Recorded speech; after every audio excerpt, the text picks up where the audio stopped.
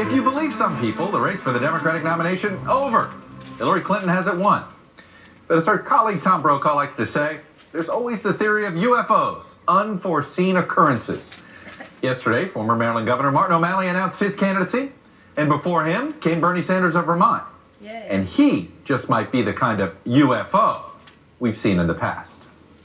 Country, but we are going to build a movement of millions of Americans. Could a rumpled 73-year-old self-described socialist become Hillary Clinton's most dangerous political opponent? He may not be a package candidate, but Bernie Sanders has a powerful weapon. He can puncture Clinton's aura of inevitability simply by beating expectations. I don't look upon this campaign principally as one in which you are trying to pick up delegates. In 1968, Eugene McCarthy mobilized a volunteer army of students who flooded into New Hampshire, shaving their beards to get clean for jeans. McCarthy's surprise second-place finish with 42% of the vote was a stunning repudiation of President Lyndon Johnson and his Vietnam policy. It changes the political picture in America for 1968.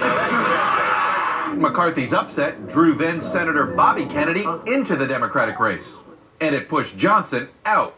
In 1984, it was little-known Senator Gary Hart who beat expectations and finished second in Iowa. I think it means I'm going to be president. To then go on to New Hampshire and stun Walter Mondale, beating him by 10 points. Boy, did New Hampshire come up with a surprising finish tonight. Hart's candidacy later collapsed, but his victory exposed weakness in Mondale. In November, Ronald Reagan carried 49 of 50 states.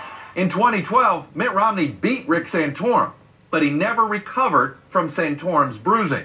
Now, a populist insurgent is poised to become the latest protest vehicle, pushing Hillary Clinton to the left and potentially exposing vulnerabilities that could help Republicans in the fall. And the Democratic presidential candidate, Senator Bernie Sanders, joins me now. Senator Sanders, welcome back to Meet the Press. And let me start with an issue you're going to be dealing with in a few hours. I know you're going to be flying back from Minneapolis to Washington for this special Senate session. The NSA, the Patriot Act, Section 215. I assume you're a supporter of the USA Freedom Act. Are you? Is that where you're going to be voting? I may well be voting for it. It doesn't go as far as I would like it to go. I voted against the original Patriot Act. I voted against the reauthorization of the Patriot Act. Look, we have got to be vigorous in fighting terrorism and protecting the American people, but we have to do it in a way that protects the constitutional rights of the American people, and I'm very, very worried about the invasion of privacy rights that we're seeing not only from the NSA and the government, but from corporate America as well. We're losing our privacy rights. It's a huge issue. Well, and the government is going to be asking corporate America to keep this data under the USA Freedom Act. You're comfortable with that? No, I'm not. But we have to look at the best of bad situations. The question is whether the NSA keeps it. The question is whether it is transferred to the phone companies, who, by the way, already keep records for an extended period of time. You've served under two Democratic presidents, Bill Clinton, in Congress under two Democratic presidents, Bill Clinton and Barack Obama. Which one has been a better progressive champion in your view? Well, neither one of them have gone as far as I would have liked them to go, and that's one of the reasons why we're seeing the disappearance of the middle class in this country and a huge increase in income and wealth inequality. That is why we are not dealing with the fact that we have 45 million people living in poverty, and why we're still the only major country on earth that doesn't guarantee health care to all people. Look, I have a lot of respect for President Obama. I consider him a friend. I disagree with him on issues like the TPP or the extension of tax breaks that Bush initiated. But I think history will judge President Obama a lot better than many of his contemporaries, given the fact that he came into office at a time when this country was in terrible, terrible shape. You singled out President Obama for praise, but not President Clinton. Why? No, I think Bill Clinton did a very good job as well. I disagree with him strongly on NAFTA, permanent normal trade relations with China. I'm a strong opponent of these disastrous trade agreements, which have cost us millions of decent-paying jobs. I'm helping to lead the opposition against the Trans-Pacific Partnership. Right. I also very strongly disagreed with President Clinton on the deregulation of Wall Street. I oppose that strenuously, and I think the results prove that when you allow the greed and recklessness of Wall Street to go unchecked, you're going to end up where we are today and where we were 8 years ago. You know, it's interesting when you watch your chief primary opponent right now, Secretary Hillary Clinton, on some key issues. She has changed her position to a more progressive view on same-sex marriage, on immigration. This is over the last 10 years, on NAFTA, on trade, on the Iraq War, on Cuba. She has moved from a position basically in disagreement with you to a position that comes closer to your view. So I guess do you take her at her word, and do you think that rhetorically that's enough? Well, look, I have known Hillary Clinton for 25 years. I have enormous respect for her, and I like her.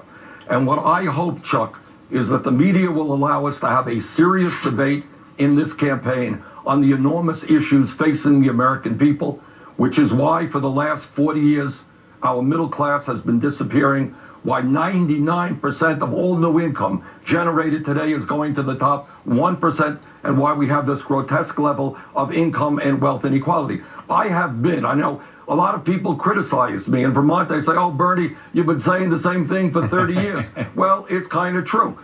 And maybe it's, maybe it's a badge of honor. But I have been there. I think we need a political revolution in this country. I think we need to take on the greed of the billionaire class, a disastrous campaign finance system. Do you trust these changes that Hillary Clinton has made, or do you think she's been doing it just for primary politics? I think that's for the American people to decide. I know where I have been on trade agreements. I know where I've been on Wall Street. I know where I've been on the Keystone Pipeline.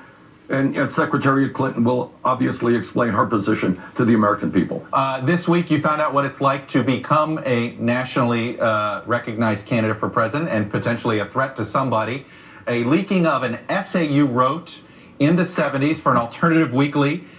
Your campaign described it as satire. I'll be honest with you, Senator Sanders, it's uncomfortable to read. The only excerpt I'm going to put up is, you wrote this in February of 72. It was sort of a fantasy of men and women. You said a woman enjoys intercourse with her man as she fantasizes being raped by 3 men simultaneously. Your campaign described it as satire. Can you explain this essay? Sure.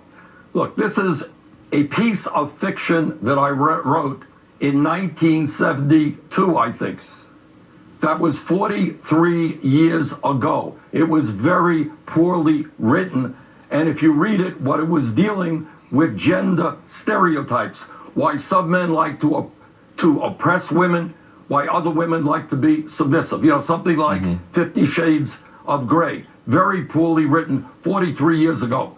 What I'm focusing on right now are the issues impacting the American people today, and that's what I will continue to focus on, and what I think the American people want to hear. And by the way, on broader issues, what I think when we talk about issues, Chuck, we need a lot more debates in this campaign.